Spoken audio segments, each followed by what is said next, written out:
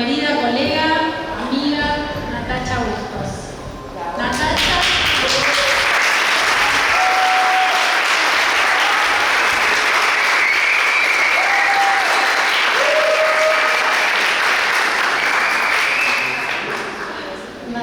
es profesora, es licenciada y es doctora en filosofía por esta casa de estudios, donde también se desempeña actualmente como docente y como secretaria académica de nuestro doctorado en filosofía. El libro que hoy aquí se va a presentar se titula Una vida estoica y es un libro que surge de la experiencia de Natacha en el aula, en la investigación, pero también en su experiencia, creo yo, en la vida misma. Lo que quiero decir con esto es que es un libro, me parece a mí, profundamente tramado con la vida académica del autor, sí, pero que es un libro que también tiene que ver con su concepción de la filosofía como modo de vida. Sobre el libro nos van a estar comentando las colegas, también compañeras, también amigas, María Elena Contelli y Marcela Coria. María Elena Contelli es licenciada y profesora de filosofía, también egresada de esta facultad y también docente de esta facultad, de nuestra carrera. Marcela Coria es egresada de la carrera de letras y docente en esa carrera y es doctora por mención en filosofía y es nuestra directora, es la directora de nuestro doctorado en filosofía. Yo quiero destacar el hecho de que hoy estemos aquí para el intercambio de ideas surgidas del trabajo académico, pero también para una celebración. De hecho, me parece bastante un cumpleaños.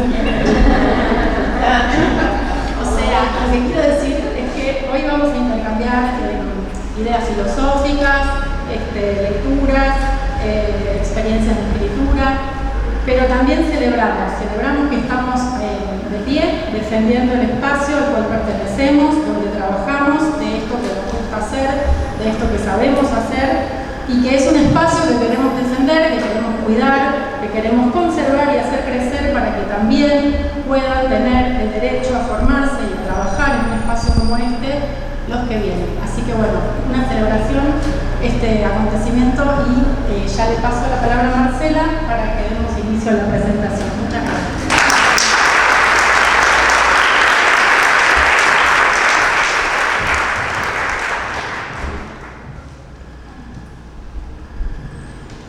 Gracias, Melina.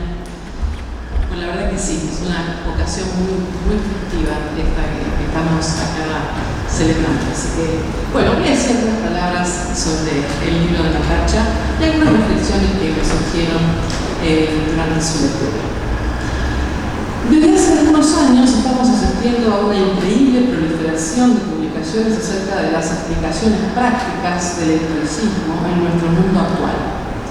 Algunas de estas publicaciones tienen un sólido respaldo académico, dado que son obras de especialistas de primer nivel, como los españoles Carlos García Gual y David Hernández de la Fuente, o el mexicano Ricardo Salles, o los angloparlantes John Sellars y Brad Ingwood, o nuestro compatriota Marcelo Güell, para citar solamente algunos. En otras de estas obras, es evidente que se envuelve el ropaje estoico una mezcla heteróclita de autoayuda, mindfulness y coaching ontológico. Y en una de estas últimas, por ejemplo, cuyo autor no voy a mencionar, hay una leyenda en la portada que dice 10 millones de ejemplares vendidos, traducido a 40 idiomas. El referente del estoicismo moderno. Y su autor es un joven y exitoso empresario norteamericano, presentador de podcasts, columnista y editor de un periódico de Nueva York, que abandonó la universidad a los 19 años, sin embargo es un referente. Más allá del chiste y de la enorme heterogeneidad de estas publicaciones, lo que es evidente es que nuestros días de escuela del pórtico despierta un interés muy significativo. Y vale la pena preguntarnos por qué, ya que lo que nos reúne hoy aquí es la presentación de otro libro sobre estoicismo. Y desde ya adelanto que el libro que presentamos hoy pertenece a la primera categoría. Pasamos entonces a lo nuevo. Hace ya un par de décadas que la academia ha fijado su atención en las escuelas filosóficas del periodo comprendida entre la muerte de Alejandro Magno en el 323 a.C. y la batalla de Accio en el 31 a.C., en la que la derrota de Cleopatra, la última de los Ptolomeos, implica la anexión de Egipto al Imperio Romano. El problema de la fuente de este periodo es real, complejo, porque una de las numerosas obras que escribieron, porque de las numerosas obras que escribieron tanto los estoicos antiguos como Epicuro y sus seguidores, solo nos quedan fragmentos y testimonios indirectos. Pero más allá de este problema, ha habido en el estudio de la historia de la filosofía otra razón de peso para el relegamiento del estudio sistemático de la filosofía helenística, y esta razón es que operaba fuertemente un prejuicio en el mundo académico, según el cual estas corrientes filosóficas posteriores a Aristóteles eran escuelas menores y en comparación con los dos grandes exponentes de la filosofía clásica, ¿no? Platón y Aristóteles. Y estas escuelas, por tanto, no merecían la atención de los especialistas. Hubo algunos precursores que ya en la década del 70 del siglo pasado marcaron el camino para revertir esta tendencia, entre los cuales se destaca a Anthony Arthur Long. Y una vez superado este prejuicio, el panorama se abrió y se vio con claridad la enorme riqueza del postulado de aquellas corrientes filosóficas, sobre todo el estoicismo, el epicureísmo y el escepticismo, aunque también comenzaron a estudiarse los cínicos, los cirenaicos, los megáricos, etc. Así que es posible comprobar cómo estas escuelas, sobre todo el estoicismo y el epicureísmo, dejaron un legado importante y duradero que merece ser analizado no solo con un interés histórico, sino, lo que es más importante, sistemático y propiamente filosófico. Y precisamente con la idea de legado quisiera comenzar a hablar sobre una vida estoica de Natacha Bustos. Me preguntaba al comienzo, ¿por qué otro libro sobre estoicismo? Porque es evidente que a nuestra época le importa el estoicismo y le importa de una perspectiva filosófica y no meramente histórica. No estoy descubriendo nada nuevo si digo que, así como la nuestra, también la de los estoicos, incluso en las tres etapas de la escuela, era una época de profunda crisis de valores, una crisis que llegaba hasta los cimientos de la sociedad y los corroía de manera lenta pero ostensible. Y así como esos hombres y mujeres de la antigüedad estaban necesitados de una guía espiritual, de un médico del alma, que curara sus perturbaciones anímicas y los instruyera en cómo vivir bien, es decir, cómo vivir para alcanzar la felicidad, y en esto coincidieron el pórtico y el jardín. También nosotros, que habitamos un mundo que no siempre comprendemos, en el cual muchas veces nos sentimos desorientados y no hallamos el rumbo para encaminar nuestras vidas, para lograr por lo menos cierto bienestar anímico, necesitamos lecciones sobre cómo vivir bien. Y los estoicos en la antigüedad acudieron a esta demanda. Por eso nos interesan los estoicos, porque ofrecieron una serie de postulados que apuntaban a lograr esa vida buena y feliz que todavía hoy buscamos y que por otro lado siempre buscaremos. Y por eso también otro libro sobre el estoicismo hoy no es redundante, sino absolutamente necesario. Una vida estoica recupera el legado de la escuela fundada por Zenón, porque este no es un legado inerte, sino todo lo contrario, es un legado activo, operante, valioso y sobre todo útil, un concepto importante en el libro, porque se lo entiende en un sentido que va a contramano de la idea que comúnmente se tiene de él, como lo que sirve para algo. En este sentido, lo que pretende Bustos en este libro, y lo logra con creces, es, y una cita, traer la filosofía estoica para ver qué aporte tiene hoy en nuestras experiencias del mundo, para poner en marcha algunas ideas y prácticas referidas a las preocupaciones de nuestro tiempo. Ese es el objetivo que guía la escritura de cada una de estas páginas, y que nunca se pierde de vista. Por eso, si bien este es otro libro sobre estoicismo, no es un libro más sobre estoicismo. Es un libro especial, porque en él el estudio de los postulados de una escuela filosófica tan influyente del pasado se conjuga con la resignificación de ese pasado en la actualidad para enriquecer nuestras experiencias del mundo. En relación con esto, como sugiere la autora en el epílogo, no creo que los estoicos hayan sido una suerte de precursores del pensamiento contemporáneo, pero sí considero que resuenan en muchas filosofías de nuestro tiempo. Esto implica tanto la alusión al anacronismo, en la última página del libro, así como los vaivenes temporales constantes que experimentamos durante la lectura. Así, los epígrafes de cada capítulo, en los que conviven Luis Alberto Spinetta, Charly García y Miguel Abuelo, con Heráclito y Nietzsche y con Juan L. Ortiz, contribuyen a que no nos olvidemos de que este no es un libro sobre una filosofía del pasado, sin resplandores en nuestra contemporaneidad, sino un libro que nos invita a reflexionar sobre cómo esa filosofía hoy sigue teniendo influencia en la configuración de nuestros deseos, de nuestras aspiraciones, de nuestras acciones, de nuestras expectativas y también de nuestra valoración de las cosas. Y se sigue influyendo en nuestras vidas cotidianas porque sus postulados resuenan, como dice Burgos, en ideas y pensamientos que nos atraviesan en la actualidad, es porque el estoicismo nunca se planteó como un sistema filosófico teórico, sino como un modo de vida, que acá recupero lo que también decía Melina. Un modo de vida en el que son inseparables la teoría y la práctica.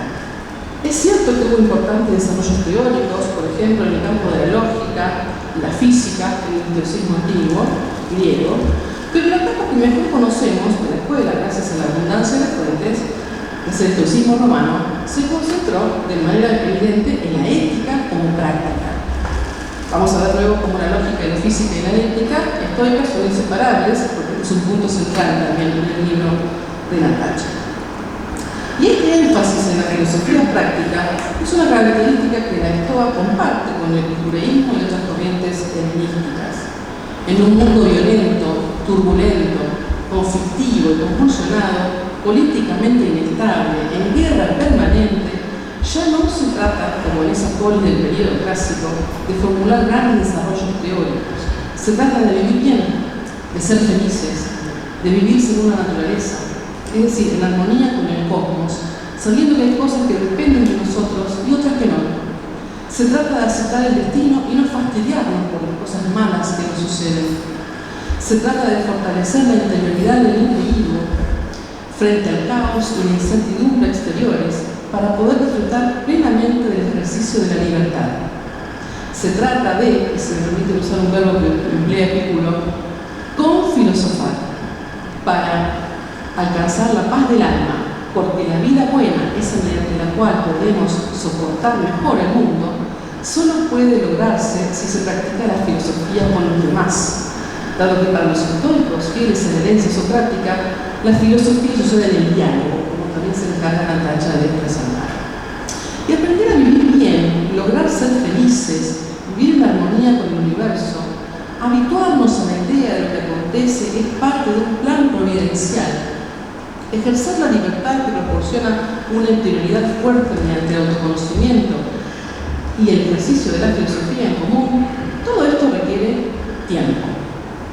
Una vida estoica es una vida buena, y para alcanzarla es imprescindible la espera.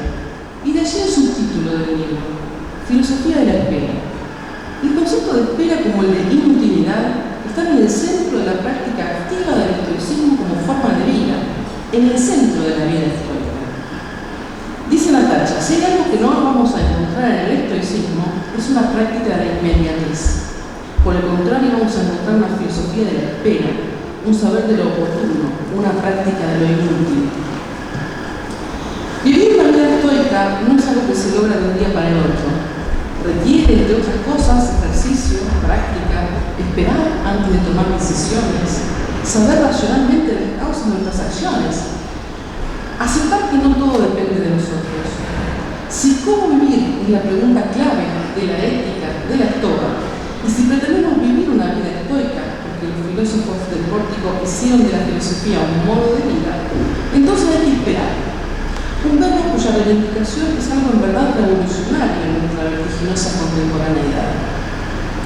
Y esperar significa adoptar una actitud pasiva, no hacer nada, bajar los brazos, aceptar la derrota. No, la autora deja bien claro que la respuesta es negativa.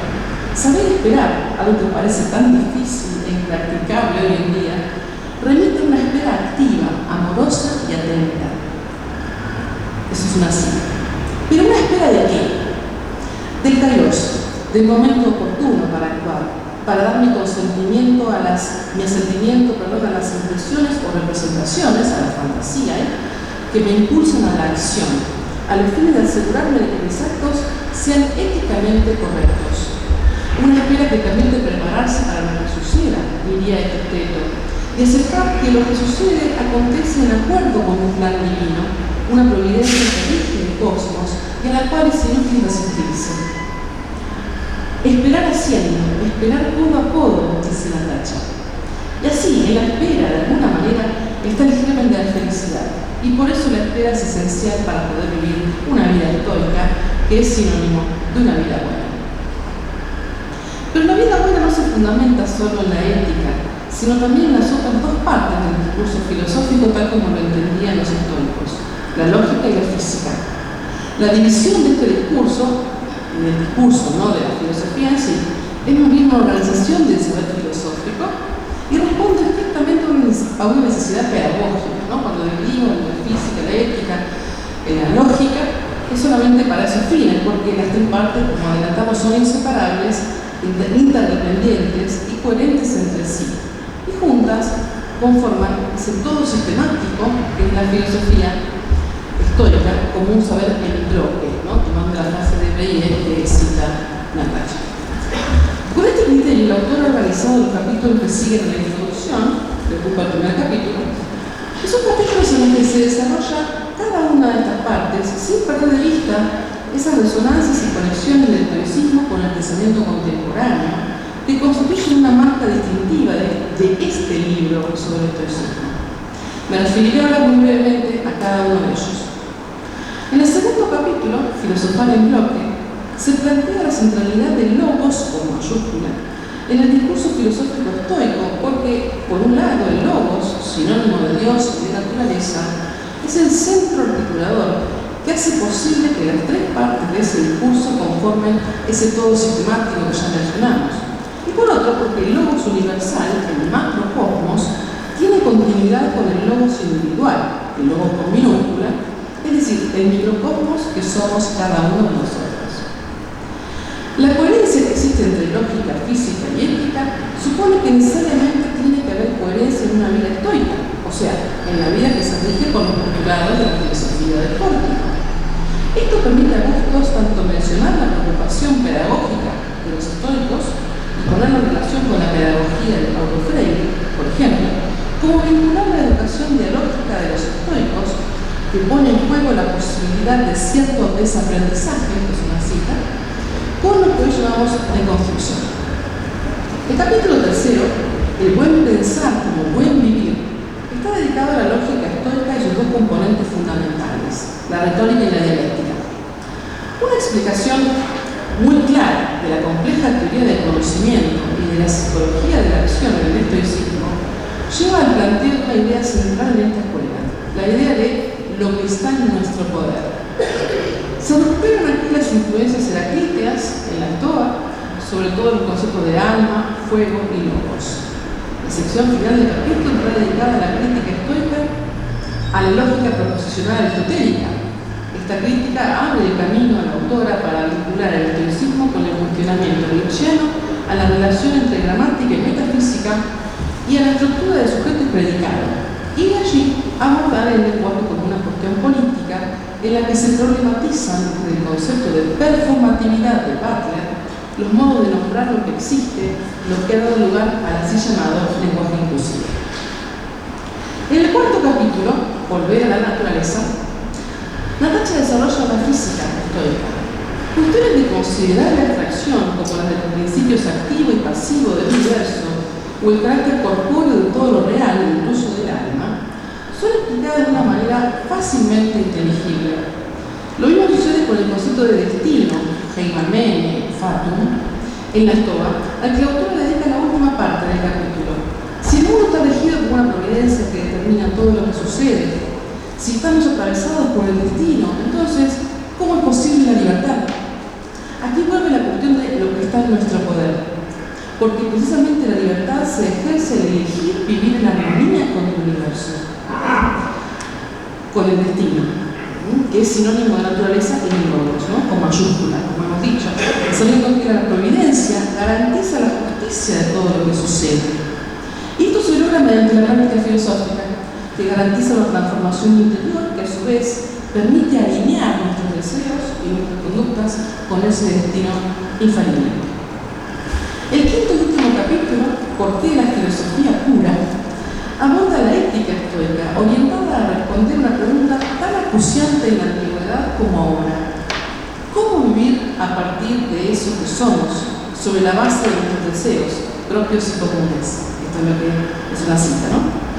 La teoría de la familiaridad, la oikeiosis, ¿no?, vinculada con la de los actos debidos o deberes, catequon, officium, permite ofrecer una primera respuesta que retoma una cuestión ya mencionada. Es necesario vivir coherentemente, logrando una armonía entre el logo con minúscula y el logo con mayúscula. Si hay continuidad entre la naturaleza individual y la naturaleza universal, es porque todos los individuos pertenecemos al cosmos, y por ello los estoicos sostenían la idea de la ciudadanía del mundo, o sea, el concepto de cosmos colectivo. ¿Y cómo se logra esta armonía? Otra vez, mediante la práctica de la filosofía, y en especial mediante los ejercicios espirituales que nos permiten curar nuestra alma, elegir abrazar el destino, distinguir qué es lo que depende de nosotros y eliminar las pasiones mediante el uso de la razón. En pocas páginas y con una notable claridad expositiva y un estilo muy ameno, la autora logra exponer todos los puntos más importantes de la lógica, la física y la ética estoicas. Este breve repaso por los tres últimos capítulos demuestra lo expuesto en el capítulo segundo, es decir, que las tres partes del discurso filosófico de la Stoa vienen en bloque, es decir, que están tan interrelacionadas que es imposible separarlas, y que la separación solamente se hace a los fines pedagógicos. Pero además, este repaso demuestra la gran coherencia interna del libro, que por supuesto se fundamenta en el profundo conocimiento de la autora sobre el estoicismo antiguo y romano. Estas dos formas de coherencia, la que existe entre las partes del discurso filosófico y la que existe en el libro que estamos presentando, se evidencia, por ejemplo, en el hecho de que las respuestas a la pregunta central de la ética, ¿cómo vivir para vivir bien?, que es el tema del último capítulo, ya están prefiguradas en los tres capítulos anteriores. Para vivir bien hay que lograr coherencia y armonía entre el logos individual y el logos universal, entre los cuales hay continuidad. Para vivir bien hay que distinguir correctamente qué es lo que está en nuestro poder y qué es lo que no. Para vivir bien hay que ser cuidadosos al momento de dar nuestro sentimiento a esas impresiones que nos impulsarán a la acción, porque allí radica nuestra libertad y por lo tanto la posibilidad de que exista una ética en una filosofía determinista. Para vivir bien hay que vivir de acuerdo con la naturaleza, o sea, en logos común. Hay que aceptar el destino y no enojarnos por las cosas malas que nos pasan, lo que de ninguna manera implica una actitud pasiva y resignada, sino que por el contrario es una muestra del ejercicio de esa libertad que mencionábamos. Para vivir bien hay que volverse a la propia interioridad, para transformarla de manera que podamos alinear nuestros deseos con los dictámenes de esa providencia que garantiza que todo lo que sucede es justo, como sostenía Marco Aurelio. En este sentido afirma Bustos, cito: el estoicismo, siendo fiel a la tradición socrática, propone algo humana y filosóficamente muy valioso, que es invitarnos a conocernos a nosotros mismos. Vivir bien, entonces, requiere un conjunto de acciones vinculadas entre sí de manera muy estrecha, que no pueden realizarse con prisa, a los apurones. De allí la necesidad de la espera. Espera para autoconocerse, espera para sentir, espera para actuar, espera para aceptar, espera para juzgar, espera para discernir. Por eso el estoicismo puede concebirse como una filosofía de la espera. Con un discurso muy accesible para un público amplio, que se detiene para recapitular, avanzar y retroceder, como hace quien realmente tiene vocación por la docencia, y eso se nota, Bustos nos invita a detenernos, a poner un freno a ese torbellino realmente desenfrenado de palabras, ruidos, acciones, tareas y obligaciones que pueblan nuestros días, para pensar cómo vivimos, cómo quisiéramos vivir y qué deberíamos hacer para alcanzar esa vida deseada. Nos invita a esperar, porque allí está la semilla que hará germinar nuestra libertad, nuestro enriquecimiento interior mediante el diálogo filosófico, nuestra aceptación voluntaria del destino. De esta manera podremos vivir una vida estoica, o sea, una vida feliz. nos invita a darnos cuenta de qué notoria es la actualidad de los estoicos, de cómo los ecos de las lejanas voces de Zenón, Cleantes, Crisipo, Séneca, Epicteto y Marco Aurelio siguen resonando en teorías, ideas y formas de pensamiento actuales. Así, Una vida estoica, filosofía de la espera, no es otro libro sobre estoicismo, no es un libro más sobre estoicismo, no es un libro surgido del boom estoico de nuestra época, no es un libro que disfrace de estoicismo, una serie de consejos prácticos para una vida feliz que poco tienen que ver con la estoa y mucho con un short en un podcast de YouTube.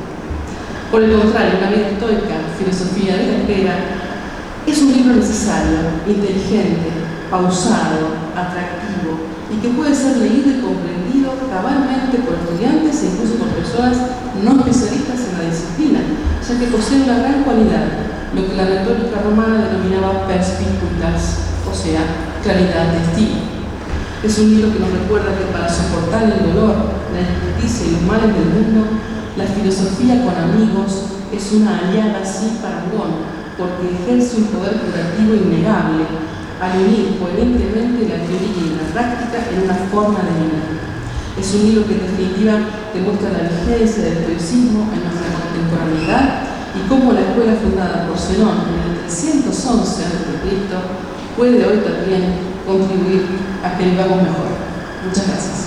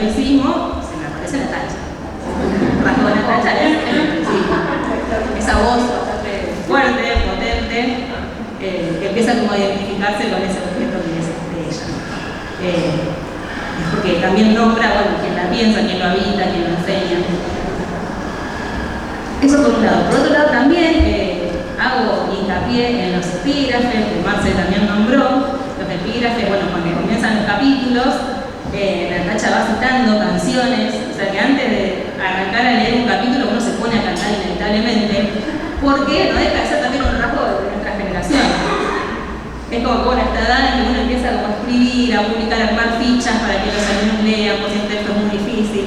Como que uno se siente parte de una generación que ya está en ese rol de transmitir, ¿no? Bueno, tenemos este rol que es, bueno, acercar estos textos de estos autores a las generaciones que vienen, y con esta generación entra todo lo que es esta generación, y ahí aparece Charlie, aparece Fico, aparece Spinetta, aparece Panel, como bueno, inevitable que aparezcan también esos rasgos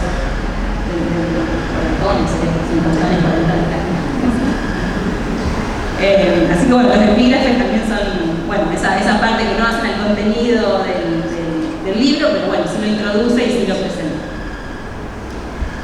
Bueno, con respecto al contenido, en relación con el estoicismo, también coincido con Marx, el estoicismo está por todos lados, circulan las redes, circulan los reels, hay videos breves que prometen algo así como una fórmula mágica para vivir mejor, controlar las emociones, es una clave fundamental para eso, aceptar lo que no depende de uno, porque en esta división, ¿qué depende de mí? Bueno, lo que no depende de mí, bueno, no puedo hacer nada, entonces ya está.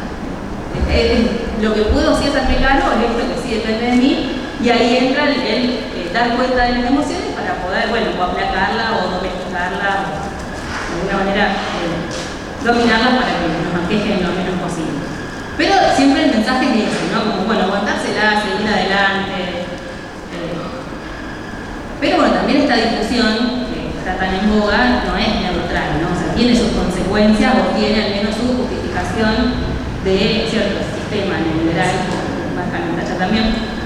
Muchas veces ese estoicismo que circula queda atrapado en una lógica muy contemporánea, una lógica fuertemente individualista también, donde cada uno tiene que arreglársela solo, gestionar sus sentimientos, soportar lo que le toca, y en el fondo, bueno, como última conclusión, adaptarse. Ahí el riesgo es claro, y es que el estoicismo termine funcionando como una filosofía de la resignación o como una filosofía de sálvese quien pueda. Pero bueno, acá está lo interesante, la propuesta de Natacha, que no es simplemente rechazar este tipo de apropiación del estoicismo, sino que hay una lectura mucho más fina, ¿no? Entonces, el desafío es, por un lado, bueno, una fuerte crítica a esta versión bastante simplificada y funcional sobre todo el estoicismo, pero por otro también aparece una pregunta que es, bueno, ¿por qué hoy estas ideas vuelven a tener tanta fuerza? Tal vez es, en cierto sentido, un síntoma de la época. Y entonces el desafío cambia y ya no se trata de solamente denunciar un uso empobrecido del estoicismo, sino de hacer algo más difícil, que es rescatar el estoicismo. Entonces, rescatar a los estoicos de esa lectura que los reduce a una ética de la adaptación y volver a mostrar que ahí hay una reflexión mucho más rica, más compleja y más incómoda también. Una reflexión que invita a pensar cómo vivimos, qué valoramos, qué tipo de vida consideramos digna de ser vivida. Y en ese gesto crítico, pero también de recuperación, me parece que está con el corazón justamente del libro. Entonces, el método para cuestionar este tipo de lectura es como con más estoicismo, ¿no? Entonces, bueno, también, así como la lectura, van a ver, cuando lo lean, es muy amena, está todo el tiempo justificándose con fragmentos de los distintos estoicos, porque también las escuelas estoicas han tenido sus periodos, y bueno, hay estoicos griegos, estoicos romanos, estoicos medios. Para mí, lo que yo descubrí, creo que leer ahí, que el modo en que tuviste o que encontraste justamente de llevar adelante esta crítica al estoicismo, le dicen, tiene un nombre, le decimos como así, de cocinado rápido, es que resaltás mucho el concepto de comunidad, ¿no? O sea, ¿por qué? Bueno, justamente este individualismo tan extremo, ¿no? que aparece en los reels, que aparecen en los videitos de YouTube y de Instagram, no tienen en cuenta este concepto de comunidad. Se olvidan un poco de esa parte, que es fundamental para el estoicismo. Así que voy a citar página 24.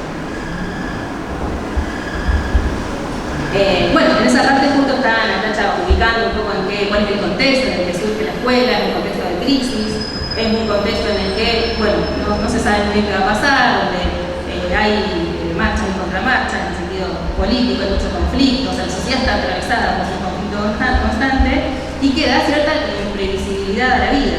Entonces, bueno, fortalecer nuestra interioridad va a ser un poco la propuesta de los estoicos. Pero, y acá leo, este fortalecimiento interior, la transformación sobre sí, siempre es entre otros. Los epicúreos también sabían esto e hicieron de la amistad un culto, una condición de posibilidad de la práctica filosófica. No existe un trabajo sobre sí que no sea en comunidad o al revés. La comunidad filosófica, de amigos, de pares, posibilita que la transformación suceda. No hay un juego, un sálvese quien pueda, porque nadie se salva solo. Nadie se salva solo, no alcanza con meditar en soledad, ni tampoco con escribir en un diario íntimo. Estas son algunas de esos ejercicios espirituales, ¿no?, que por ahí nos proponen como solución a todo un problema. Y la existencia de otros, los amigos, los compañeros, son la posibilidad de una vida feliz. Bueno, esta es una de las citas en la que Natacha recupera y refuerza la importancia de la comunidad, y que no se trata del estoicismo, o incluso del epicurio también, de un montón de individuos, sino que son escuelas de amigos, son escuelas de compañeros, de comunidades organizadas, podemos decir.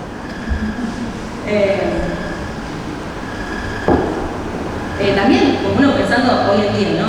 Todo el mundo va al psicólogo, ¿no? También otro síntoma de la época, que todo el mundo tiene esa necesidad de la terapia, de ir, está muy bien, ¿no? Contar sus penas, bueno, a ver, analizar los deseos que nos atraviesan, pero ¿qué está pasando también con esos proyectos comunitarios, ¿no? O sea, hasta qué punto no deja de ser un síntoma epocal en que pareciera ser que la salvación siempre es individual o particular, y los proyectos colectivos se van o apagando o se van... es difícil, como si uno entra en un proyecto colectivo, sostenerlo. Entonces, bueno, también como tarea para nosotros y para nuestro presente, si queremos recuperar el estoico y vivir como estoicos hoy, bueno, no tuviéramos ese rango comunitario y tan importante y constitutivo, sobre todo para la vida filosófica. Bueno, otro de los... yo estuve viendo muchos reels para el caso del estoicismo en Instagram. Otra cosa que aparece mucho es esto de enfatizar la templanza y el coraje, ¿no?, como las dos grandes virtudes que tienen que ver con la templanza justamente con controlarse y el coraje con aguantar. Pero bueno, también estaban otras virtudes como la justicia, por ejemplo la sabiduría, que son como las cuatro grandes virtudes, que tampoco no son las que se rescatan, digamos, ¿no? Son más bien las otras. Y justamente una de las definiciones de la justicia que tienen los estoicos tiene que ver con trabajar activamente por el bien común, ¿no?, y tratar a los demás con equidad. Preocuparse solo por la paz mental es de narcisista, no es de estoico. Otro concepto que también me gustó mucho y que Natacha hace hincapié en la página 95, y es el concepto de, ella lo traduce por familiaridad, ¿me gustó? Oikeiosis en griego. Oikos es la casa, ¿no?, en el hogar. Entonces, esta teoría de la familiaridad, traducida también como apropiación o afinidad, viene a definir qué es lo propio en relación con la existencia de un principio natural por el cual los seres racionales, a partir de un primer impulso de autoconservación y de familiaridad con el entorno más cercano, somos capaces de extender progresivamente nuestra consideración hacia los otros, hasta alcanzar una sociabilidad tal capaz de abarcar a toda la humanidad. Un poquito más adelante dice, bueno, que hay como un primer amor que tiene que ver con querernos a nosotros, y que ese proyecto progresivamente se va extendiendo hacia los demás, hacia los afectos más íntimos, en los amigos, la familia, la gente cercana, y por último la humanidad toda. Un amor expansivo sería el concepto, que también, acentúa esta característica o esta afirmación que los estoicos hacen de la comunidad. Y bueno, y después otro concepto que a mí también me parece bastante liberador, aunque paradójicamente pareciera que no, es el concepto de determinismo, que también, o sea, esto de pensar, los estoicos tienen una concepción determinista, tanto del cosmos como de la vida. Yo creo que los epicúreos también, es un poco más polémico, pero coinciden en ese punto de pensar que todo lo que suceda tiene causas, o sea, todo lo que pasa es el resultado inevitable de esas causas anteriores. Entonces, ¿de qué se trata? Bueno, de comprender y de saber en qué consisten esas causas que llevaron a que las cosas hoy sean como son, o que yo esté en la situación que estoy, porque no soy más que ese resultado inevitable de lo anteriormente dado. bueno, el determinismo en filosofía no tiene muy buena prensa, bueno, porque justamente se le achaca que ignora la libertad, no tiene en cuenta el libre albedrío o la voluntad humana de hacer o evitar. Entonces, ¿dónde queda la responsabilidad humana? Pero bueno, también, eso, como disparador, me gustaría pensar, bueno, hoy que el concepto de libertad está circulando tanto, puesto tan en boga, a qué consecuencias nos ha llevado esto de privar la libertad y, bueno, hasta qué punto en el determinismo no puede haber quizá algo incluso un poquito más liberador que el concepto de libertad.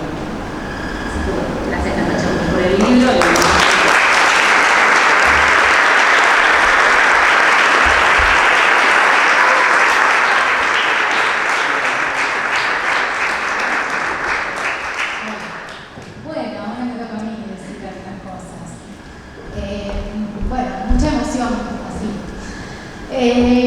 Primero, agradecer, bueno, que somos un montón y el aula, mi amiga Vicky tenía razón, nos iba a quedar chica.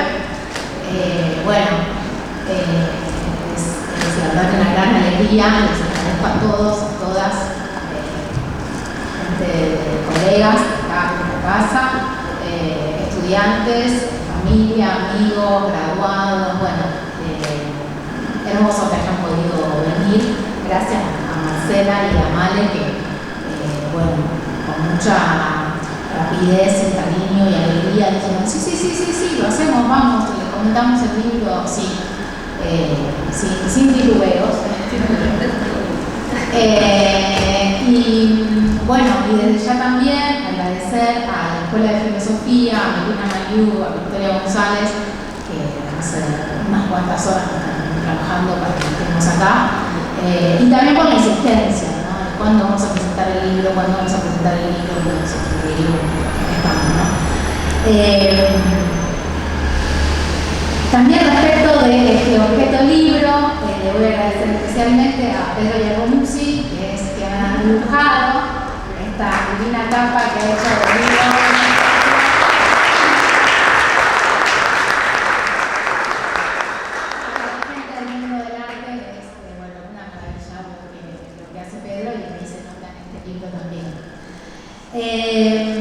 Bueno, después también, como decía antes Melina, esto es una fiesta de la universidad pública, ¿no? Si hay un modo también en que celebramos lo que hacemos acá en la universidad, es esto, ¿no? Esto es producto, sí, de muchos años de trabajo, de todo caso de cada una de nosotras, de los que estamos acá, de los que trabajamos en la universidad, pero que hemos tenido acceso, ¿no? Y que la universidad nos ha alojado, nos abrió sus puertas y realmente la defendemos porque amamos este lugar. Esto que sucede acá, sucede en todas las universidades, digamos, sucede en todas las unidades académicas.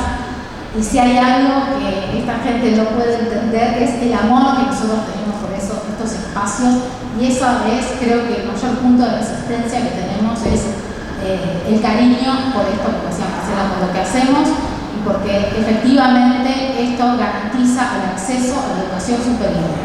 Entonces, en este contexto, la presentación de este libro, que estén todos ustedes acá, y que todos los recursos de la universidad pública y gratuita estén a nuestra mano, a nuestro alcance, bueno, es una fiesta realmente, ¿no? Es como si trajéramos la carta que estuvo circulando acá dentro, ¿no? Bueno, me queda también por agradecer a Elena y a Ciro que están allá en la parte de encargué yo, así que bueno, pueden pasar por allá y no te paso por nada. Bueno, respecto, no quiero hacer tan largo, pero pensaba algunas cositas para decir que claramente que están en el texto, pero no están visitadas, ¿no? Que es un poco cómo llegan los históricos, o sea, cómo llego yo al estoicismo, al interés. Y hay algo ahí que también Marcela destacaba de la cuestión de la práctica docente, que está vinculado a eso. Es decir, yo cuando era estudiante y en algún momento de algún modo determiné entendí que me iba a hacer algo con la filosofía antigua, que ese era el lugar donde me interesaba investigar, pensar cosas. donde tuve el honor de trabajar con Armando Corati, que estaba a cargo de esa cátedra. Y entonces, digo también, porque uno empieza a pensar cosas y hay gente que dice, bueno, sí, dale, sí, está bien, me interesa, bueno, es fundamental también esa habilitación, ¿no? Docente. Y por otro lado, esa experiencia, ¿no? Por un lado esa experiencia. Y por otro lado, cuando yo hice mis prácticas de residencia hace mucho tiempo, fui a un profesorado, el profesorado que sigue funcionando en Normal 2, donde había una docente que era mi coformadora. Digamos, si uno cuando hace la residencia, hay un docente donde uno va a observar la clase y toma, digamos, da clases en esa materia. Esa docente se llama Miriam Cuenca, y Miriam daba unas clases buenísimas, yo quedaba fascinada con las clases que daba ella. Y dentro de sus clases, una de sus clases fue Epicuro y los estoicos. Y para mí fue tan genial esa clase que dije, es antigua, pero es por ahí. Eso es lo que, como que esa clase que dio ella a mí me marcó, algo ahí me llegó, ¿no? Entonces digo, también esa potencia del ejercicio pedagógico y de la docencia, que también era un gran interés del estoicismo, digamos, ¿no? O sea, cómo transmitir esta tradición, estos valores, este modo de vida.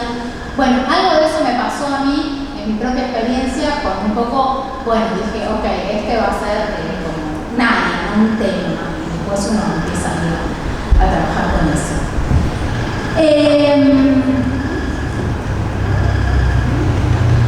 Y entonces después, digo, ahí metiéndome ya más en el tema, más leyendo estoicismo de hace muchos años, ¿no?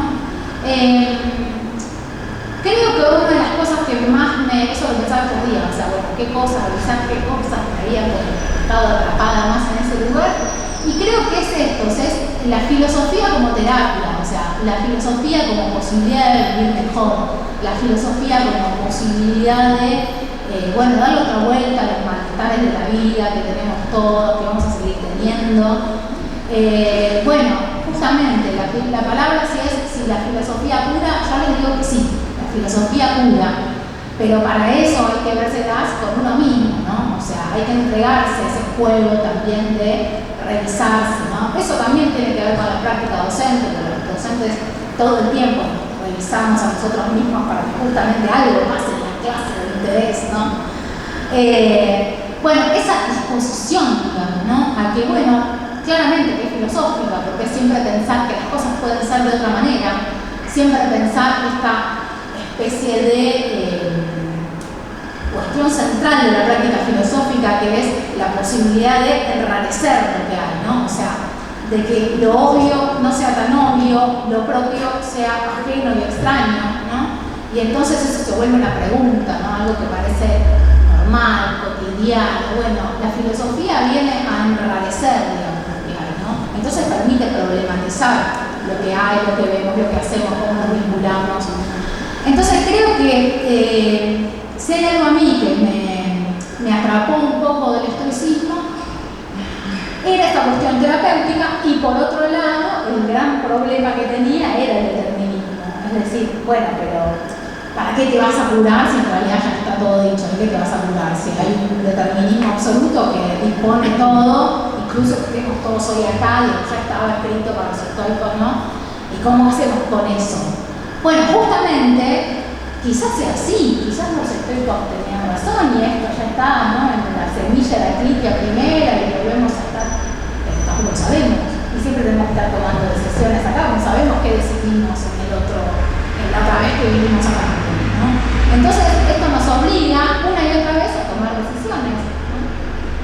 Entonces, porque está bueno lo que vos decías, Ale, ¿es libertad o es determinismo? En un punto, ¿qué es? En un punto no sabemos, ¿no? O inclusive no sabemos si fuese, bueno, una repetición, ¿no? Por eso también es tan potente la formulación, como Nietzsche piensa la cuestión del eterno retorno. Si el eterno retorno es siempre lo mismo, vamos a hacer lo mismo, sí, pero cada vez tenés que decidir. Y no sabés qué decidiste antes. Entonces ese es el chiste, o sea, tenés que decidir, pero siempre es como de nuevo.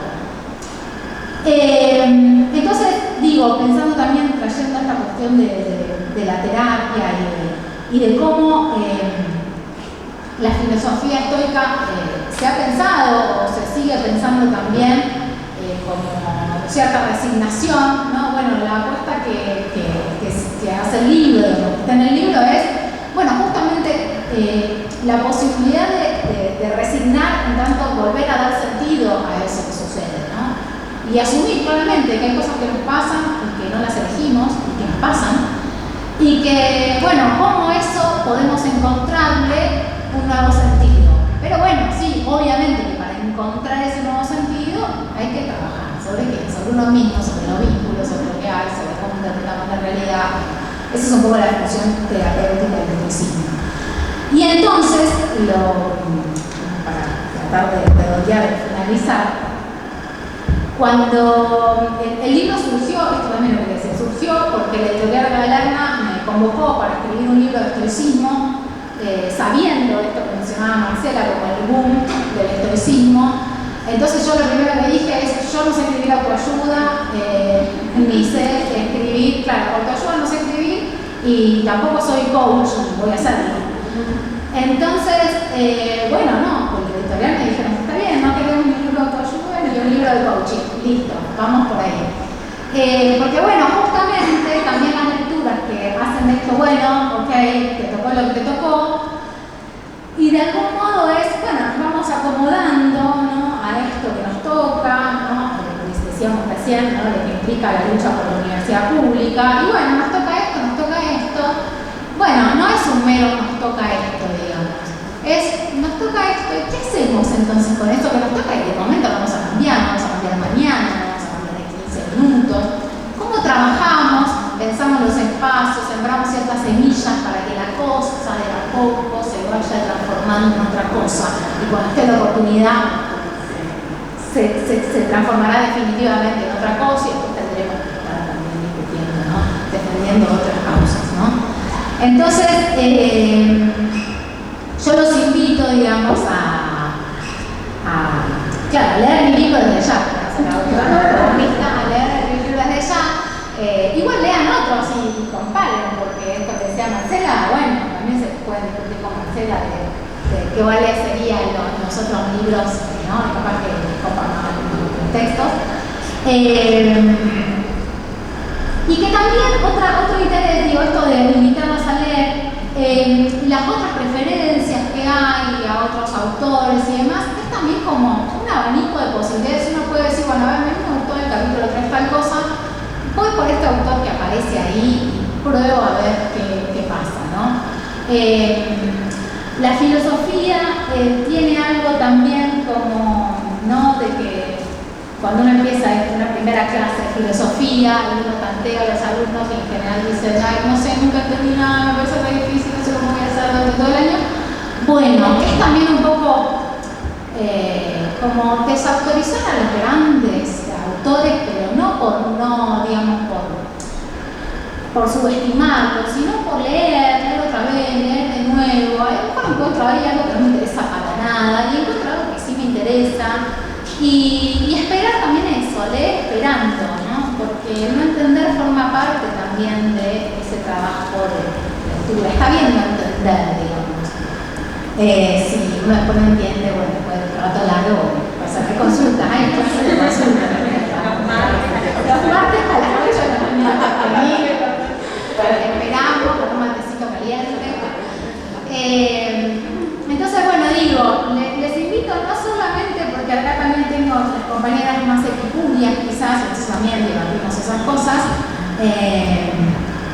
pero el periodo helenístico está lleno de estos autores que no son quizás los más canónicos. Si uno dice, bueno, en la facultad cuando estudié estoicismo y estudié una partecita de un día en una clase, y después capaz que dijeron otra cosa en otra clase y alguna cosita así, no son autores centrales o al menos quizás ahora tienen otro lugar cuando yo estudié por lo menos así que no sabía mucho. Y bueno, también la revisita de estos autores que bueno, no han sido tan conocidos y que tampoco no es casualidad, sino que se tiene que ver con la historia de las ideas políticas, económicas, culturales, de por qué algunos autores quedan en el manual y otros no, los estoicos por lo menos hasta hace un tiempo vienen en un lugar chiquitito, oscuro, ¿no? Con un margen donde te dicen quiénes eran.